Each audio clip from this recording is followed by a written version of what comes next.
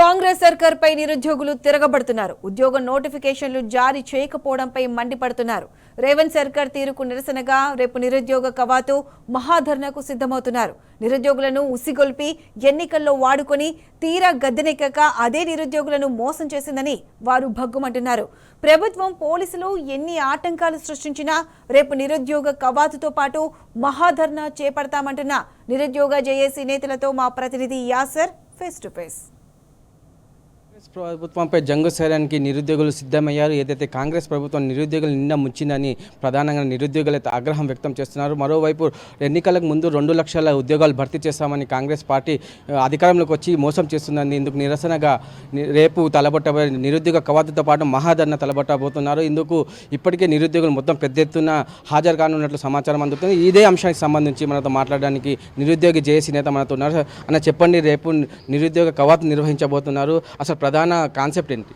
నిరుద్యోగ కవాతు అట్లానే నిరుద్యోగ మహాధరణ యొక్క ప్రధాన కాన్సెప్ట్ ఏంటంటే వీళ్ళు 2 లక్షల ఉద్యోగాలు అని చెప్పేసి మమ్మల్ని మోసం చేసిండ్రు. ఒక సంవత్సరంలోనే 2 లక్షల ఉద్యోగాలు ఇస్తామన్నారు, అది జరగలేదు. ఆ తర్వాత ఒక ఫేక్ జాబ్ క్యాలెండర్ తెచ్చి ఆ రకంగా మళ్ళీ మోసం చేసిండ్రు. ఆ తర్వాత జియో 29 తెచ్చి మా ఈపులలో కొట్టి మమ్మల్ని గ్రూప్ 1 ఉద్యోగాలకు దూరం చేసిండ్రు. ఆ తర్వాత జియో 46 తెచ్చి కానిస్టేబుల్ ఉద్యోగాలకు అందరికి కూడా దూరం చేసిండ్రు. ఇట్లా గ్రూప్ 1 అంటే పై స్థాయిలో ఉన్న ఉద్యోగాలకు దూరం చేసి కింది స్థాయిలో ఉన్న ఉద్యోగాలకు దూరం చేసిండ్రు.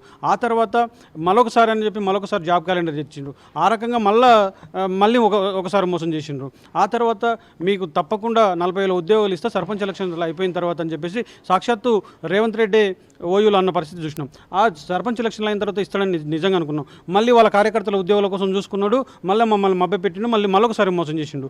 ఆ తర్వాత ఇంకా అనేక సార్లు ఈ ఒక్కరోజు 2 రోజులు అసెంబ్లీ సాక్షిగా మమ్మల్ని వాళ్ళ మాటలకు మాకు ఇబ్బంది అనిపించింది. ఏంటంటే అసెంబ్లీలో 1:100 ఇస్తానన్నారు గ్రూప్ 1కు, ఆ రకంగా ఇవ్వకుండా మోసం చేసిండ్రు. అంటే ఈ రకాల అనేక మోసాలు, 1 కాదు 2 కాదు, అడుగడుగున మోసాలే. త్వరలో అంటూ సంవత్సరం నుంచి మోసమే, అది కూడా ఒక మోసమే. 100 సార్లు 1000 సార్లు త్వరలో అన్నారు. ఈ మోసాలకు వ్యతిరేకంగానే నిరుద్యోగ కవాతు నిర్వహిస్తున్నాం. ఈ మోసాలకు వ్యతిరేకంగానే నిరుద్యోగ మహాధరణ నిర్వహిస్తున్నాం. ఈ నిరుద్యోగ మహాధరణ ద్వారానే ప్రభుత్వానికి కనువిప్పు కలగజేస్తాం. ఈ నిరుద్యోగ కవాతు ద్వారా రేపు జరిగే మహా కవాతు దాదాపు రాష్ట్రం నలుమూలల నుంచి అనేక మంది విద్యార్థులు వస్తూ ఉన్నారు, అనేక మంది అభ్యర్థులు వస్తూ ఉన్నారు.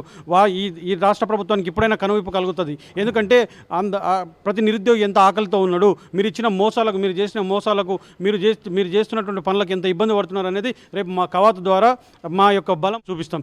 ప్రభుత్వం ఎన్నికలకు ముందు మేనిఫెస్టోలో స్పష్టంగా చెప్పింది ఎన్ని లక్షల ఉద్యోగాలు భర్తీ చేస్తుంది, అది ఎందుకు నెరవేర్చడం లేదు? ఇప్పుడు 2 లక్షల ఉద్యోగాలు చేస్తామంది, అక్కడ కూడా మోసం ఉంది. అసలు బిస్వాల్ కమిటీ చెప్పింది 1,91,000 ఉద్యోగాలు మాత్రమే ఉన్నాయని చెప్పింది. కానీ వీళ్ళు మాకు 2 లక్షల ఉద్యోగాలు ఇస్తామని చెప్పేసి అక్కడ కూడా లేని ఉద్యోగాలు, ప్రభుత్వ ఖాళీలు లేని ఉద్యోగాలు సృష్టించి 2 లక్షల ఉద్యోగాలు ఇస్తామని చెప్పేసి అక్కడ కూడా ఒక దగులుబాజీ హామీ ఇచ్చిండ్రు. ఈ రకంగా అనేక దగ్గరలో అనేక హామీలు ఇస్తూ అనేకంగా ఇబ్బంది పెడుతున్నారు. ఆ ఇబ్బందులు 1 కాదు 2 కాదు, మానసికంగా ఇబ్బంది పెడుతున్నారు. పోలీసు వాళ్ళు రాత్రి 1 గంటలకు 2 గంటలకు మా రూమ్లలో మా హాస్టల్ నుంచి ఎత్తుకుపోయి మానసికంగా అట్లా ఇబ్బంది పెడుతున్నారు, శారీరకంగా ఈ రకంగా ఇబ్బంది పెడుతున్నారు. ప్రభుత్వంలో ఉన్న మంత్రులు, ప్రభుత్వ యంత్రాంగం అంతా కూడా మమ్మల్ని మెంటల్గా టార్చర్ చేస్తుంది. వీటన్నిటి వ్యతిరేకంగానే రేపు జరిగే మహాధరణతో ఈ కాంగ్రెస్ ప్రభుత్వానికి ఇన్స్టిట్యూట్లు తిరుగుతున్నారు, అన్ని లైబ్రరీలు తిరుగుతున్నారు, యూనివర్సిటీలు తిరిగారు. నిరుద్యోగుల నుంచి మీకు ఏ విధంగా రెస్పాన్స్ వచ్చింది? ప్రతి నిరుద్యోగి మేము కవాతుకు వస్తాం, మాతో పాటు 3 తీసుకొస్తాం, మేము ఒకరం రాము, మాతో పాటు 3 తీసుకొస్తామని లైబ్రరీలలో కానీ స్టడీలలో కానీ ఇంకా మిగతా రాష్ట్రం మొత్తంలో ఎక్కడ మా వాళ్ళు వెళ్ళినా బ్రహ్మరథం పడుతున్నారు. మేమందరం కూడా వస్తామని చెప్పేసి అడుగడుగున మేమందరం కూడా వస్తామని చెప్పేసి పెద్ద ఎత్తున మాకే చెప్తున్నారు. తప్పకుండా రేపు ప్రతి నిరుద్యోగి కూడా కదులుతుంది. రేపు దాదాపు అశోక్నగర్ రోడ్ మొత్తం కూడా నిరుద్యోగులతో నిండిపోతుందని హామీ ఇస్తున్నాను. రేపు దాదాపు ఎన్ని లక్షల మంది నిరుద్యోగులు ఈ నిరుద్యోగ కవాతులో పాల్గొనబోతున్నారు? మేము లక్షలని చెప్పలేము, వేలని చెప్పలేము. కడుపు కాలిన ప్రతి నిరుద్యోగస్తుడు ఎంత అనేది చెప్పలేము, స్ట్రెంత్ అయితే ఎంత అనేది చెప్పలేము. ప్రతి నిరుద్యోగి కూడా రావాలని పిలిపించడం. తప్పకుండా ప్రతి నిరుద్యోగస్తుడు, అది ఆదిలాబాద్ నుంచి గద్వాల వరకు, అలంపూర్ వరకు ప్రతి నిరుద్యోగి కూడా తరలి రావాలని మేము పిలిపించినాం. ఆ పిలుపుకు రేపు అందరూ సన్నద్ధమై ఉన్నారు. ఒకవేళ పోలీస్ పర్మిషన్ రేపటి కవాతుకు సంబంధించి ధర్నాకు సంబంధించి పోలీసు పర్మిషన్ ఇవ్వకపోతే మీ భవిష్యత్ కార్యాచరణ ఎలా ఉండబోతోంది? ప్రజాప్రభుత్వంలో అని చెప్తా ఉన్నారు, మీకు ర్యాలీలకు అట్లానే ధర్నాలకు తప్పకుండా పర్మిషన్ ఇస్తామని చెప్పిండ్రు. ప్రజాప్రభుత్వంలో పర్మిషన్ మా స్వేచ్ఛ మా ప్రశ్నించే హక్కు, మేము నిరసన తెలిపే హక్కు, దాన్ని హరిస్తారా లేదనేది చూడాల్సిన సమయం ఇంకొక అతి కొద్ది గంటల్లోనే ఉంది. ఒకవేళ మా సూచన ఎందుకు మాకు మాట ఇచ్చిండ్రు పోలీసు వాళ్ళందరూ కూడా తప్పకుండా ఇస్తామని చెప్పేసి. సో ఆ మాట పోలీస్ డిపార్ట్మెంట్ నిలబెట్టుకుంటుంది, పోలీస్ అన్నోళ్ళందరూ కూడా నిలబెట్టుకుంటారని మేము ఆశిస్తున్నాం. ప్రభుత్వానికి కూడా మేము దీని ద్వారా ఒక సూచన చేస్తున్నాం. మీరు కనుక నిరసన తెలిపే హక్కుని కూడా హరిస్తే రేపు జరగబోయే పరిణామాలకంతా కూడా కాంగ్రెస్ ప్రభుత్వమే బాధ్యత వహించాల్సి ఉంటుంది. రేపు జరిగే ప్రతి విషయానికి కూడా కాంగ్రెస్ పార్టీ బాధ్యత వహించాల్సి ఉంటుంది. ఒకవేళ అరెస్ట్ చేసి చూడమని ఈరోజు ఒకవేళ పర్మిషన్ ఇవ్వకుండా అరెస్ట్ చేస్తే రేపు జరిగే ఏ పరిణామానికైనా ప్రభుత్వమే బాధ్యత వహించాల్సి వస్తుంది. చెప్పండి వెంకటేష్, రేపటి నిరుద్యోగ కవాతు ఎలా ఉండబోతుంది? ఈ నిరుద్యోగులు ఏ విధంగా కదిలి రాబోతున్నారు? రేపు నిరుద్యోగ కవాతు అని నిరుద్యోగ మహాధరణకు ప్రతి నిరుద్యోగి, తెలంగాణలో ఉన్నటువంటి ప్రతి నిరుద్యోగి కూడా కదిలి వస్తారు, కదిలి రావాలి.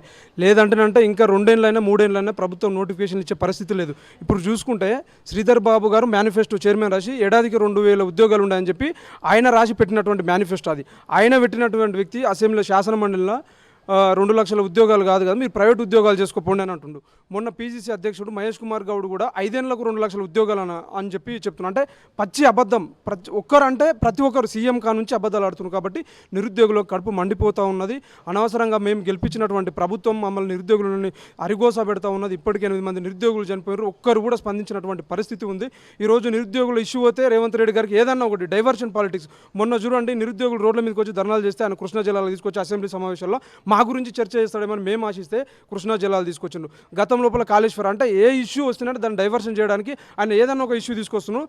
నిరుద్యోగులకు కడుపు మండిపోతూ ఉన్నది. 100% రేపు జరగబోయేటటువంటి నిరుద్యోగ కవాతు కానీ మహాధరణ కానీ నిరుద్యోగులందరూ కూడా, పోలీసులు ఎన్ని నిర్బంధాలు పెట్టినా కానీ కూడా నిరుద్యోగులు రోడ్ల మీదకి వస్తారు. దయచేసి నేను పోలీసులు కానీ ప్రభుత్వాన్ని కానీ రిక్వెస్ట్ చేస్తున్నా. మేము ధర్నా చేసుకోవడానికి పర్మిషన్ అడిగితే పర్మిషన్ ఇవ్వట్లేదు. మన రోడ్ల మీదకి వచ్చి మెరుపు ధర్నా చేస్తే కేసులు పెడతా ఉన్నారు. ఈరోజు మా మీద 11 మంది మీద మొన్న కేసులు పెట్టింది చిక్కడపల్లి లైబ్రరీలో. అంటే వీళ్ళు ఇన్ని నిర్బంధాలు చేస్తూ ఉన్నారు. నిరుద్యోగులు రోడ్ల మీదకి వచ్చిన పరిస్థితి మనం చూస్తున్నాం. ఎందుకంటే మేము ఎన్ని ఆశించి మాకు ఏదో గత ప్రభుత్వంలో గత ప్రభుత్వం నిజానికి నోటిఫికేషన్లు ఇచ్చింది. ఎలక్షన్ ముందు నోటిఫికేషన్లు ఇస్తే వీళ్ళు వచ్చి ఏమన్నారంటే నోటిఫికేషన్లు ఇప్పుడు 5,000 డిఎస్సి వాళ్ళు వేస్తే వీళ్ళు 15,000 వేస్తాం, 2,000 వేస్తాం, గ్రూప్ 2 పోస్టులు వేస్తాం, గ్రూప్ 3 పోస్టులు వేస్తాం అని చెప్పి వీళ్ళు ఆశ పెట్టిర్రు. కనీసం వీళ్ళు ఇచ్చినటువంటి హామీల్లో 1% కూడా హామీలు నెరవేర్చకపోగా పైనుంచి రేవంత్ రెడ్డి గారు ఉద్యోగాలు ఎక్కువైపోయి ధర్నాలు చేస్తున్నామని చెప్పి ఈ విధంగా నిరుద్యోగులని మానసికంగా శారీరకంగా హింసించే పరిస్థితులు తీసుకొస్తున్నారు కాంగ్రెస్ గవర్నమెంట్. కాబట్టి నిరుద్యోగులందరూ ఖచ్చితంగా ఇంకొక రిక్వెస్ట్ ఏంటంటే, నిరుద్యోగులందరూ ఇప్పుడు రోడ్ల మీదకి వస్తున్నారంటే ఖచ్చితంగా జన్జల్ లాంటి ఉద్యమం అవుతుంది. దానికంటే ముందే ప్రభుత్వం స్పందించి ఇమీడియట్గా నిరుద్యోగులకు ఏదైతే ఖాళీగా ఉన్నట్టు 2 లక్షల ఉద్యోగాలు పక్కకు పెడితే ఖాళీగా ఉన్నటువంటి ఉద్యోగాలు భర్తీ చేయడానికి వీళ్ళకి ఏం నొప్పి. ఇప్పుడు ఒక సంవత్సరంలో 25,000 మంది రిటైర్మెంట్ అయ్యారు. ఎక్కడ పోతున్నాయి ఉద్యోగాలన్నీ? 100% రేవంత్ రెడ్డి గారు ఉద్యోగాలన్నీ అమ్ముకుంటున్నాడు. 5 కోట్లు పెట్టి రేవంత్ రెడ్డి గారు ఫుట్బాల్కి సంబంధించి ఆయన జూబ్లీహిల్స్లో ఒక స్టేడియం కట్టడానికి వస్తుంది. 3,200 కోట్లు పెట్టి వాళ్ళకు అందగత్తెలకు సంబంధించి అది ప్రోగ్రామ్ చేసుకోవడానికి వస్తుంది. 100 కోట్లు పెట్టి మెస్సీ ప్రోగ్రామ్కి వస్తుంది. మేము నిరుద్యోగులకు సంబంధించి ఏదైనా అడిగితేనంటే వాళ్ళ దగ్గర ఆదాయం లేదు, ఉద్యోగ నోటిఫికేషన్ లేసినంటే వాళ్ళకు ఆదాయం ఇవ్వలేని పరిస్థితి వస్తుంది. తెలంగాణ లాస్లో ఉంది, ఏదేదో చెప్తున్నాను అన్నట్లు ఆయన. సో మేము ఒక్కటే రిక్వెస్ట్ చేస్తున్నాం, నిరుద్యోగులారా ప్రతి నిరుద్యోగి కూడా కదలి రావాలి. మొత్తానికి తీసుకున్నట్లయితే రేపు నిర్వహించబోయే నిరుద్యోగ కవాతు మహాధరణకు ఎట్టి పరిస్థితుల్లో విజయవంతం చేస్తామని నిరుద్యోగులు అంటున్న పరిస్థితి ఉంది. ఏదైతే కాంగ్రెస్ పార్టీ ఎన్నికలకు ముందు 2 లక్షల ఉద్యోగాలు ఇస్తామని మోసం చేసి మేనిఫెస్టోలో పెట్టకుండా నిరుద్యోగులు నిండా ముంచిందని ప్రధానంగా అయితే వాళ్ళు ఆరోపిస్తున్నారు. ఏదైతే రేపు పోలీసులు ఎన్ని ఆటంకాలు సృష్టించినా, ఎన్ని ఇబ్బందులు సృష్టించినా నిరుద్యోగ కవాతు మహాధరణను విజయవంతం చేస్తామని ప్రధానంగా నిరుద్యోగులు అయితే ప్రభుత్వానికి హెచ్చరిస్తున్న పరిస్థితి ఉంది. ఏదైతే కాంగ్రెస్ ప్రభుత్వం జాబ్ క్యాలెండర్ విడుదల చేసే వరకు తమ ఆందోళన ఇలాగే కొనసాగిస్తామని ప్రధానంగా నిరుద్యోగులు ప్రభుత్వాన్ని హెచ్చరిస్తున్న పరిస్థితి. వీడియో జర్నలిస్ట్ శ్యామ్తో యాసర్, టీ న్యూస్, హైదరాబాద్.